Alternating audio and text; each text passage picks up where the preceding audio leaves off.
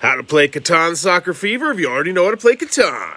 Set up the game by first placing a soccer tile right in the center and then using the spiral method, but get rid of the desert. Set the robber to the side, and then you're going to find wherever the 2 tile is, take the 2 token and put it where the 12 is, then take out that tile and replace it with the other soccer stadium. If the tile you replace produces one of these 3 resources, you can just remove it from the game, you won't need it. However, if the tile you replace produces one of these 2 resources, then randomly select a sheep pasture, remove that one from the game, and put that tile in with that number back on top. Set out this board on either the 3 or 4-player side. The white pieces are not used in the 3-player game. Should have 6 shot tokens and a ball. They also should set their white circle on the whistle and this shape thing over here. Then you're going to set the match day tracker so you're on match 1. Our first match has orange versus white and red versus blue, and each player is going to set out one of their shot tokens out onto a soccer field.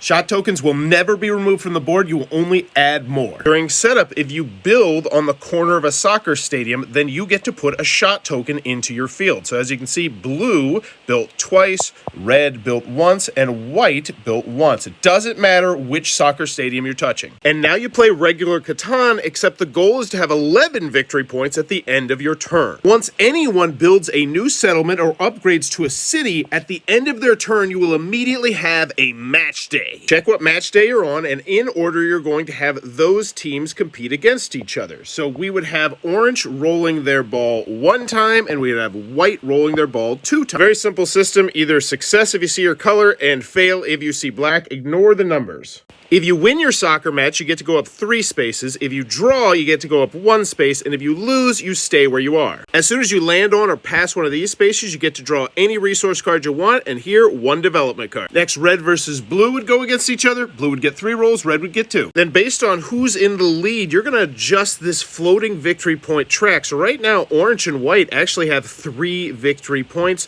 And if you have a tie, you leave the next space empty. And red and blue are getting 1 victory point. At a 3-way tie, you'd leave the next 2 spaces empty. Move the tracker to the next match day and go back to your regular Catan. 3 players is a bit different. Whoever has the dot that turn is always going to be playing 2 games. They play the first game, then they decide if they want to keep their result, move up 3, move up 1, don't move at all, or press their luck and take the result of the second game, which they will have no matter what. The players without a dot just get whatever result they get. Anyone gets to the final spot, there are no more matches, and these victory points are locked in place. The game can also end before you complete all the matches. If you get your 11th victory point by building a settlement or city on that turn, read this important rule right. Once per turn, if you have a knight in front of you, including if you played it this turn, you can convert that knight into a shot token forever, but this goes out of the game, doesn't count for largest army.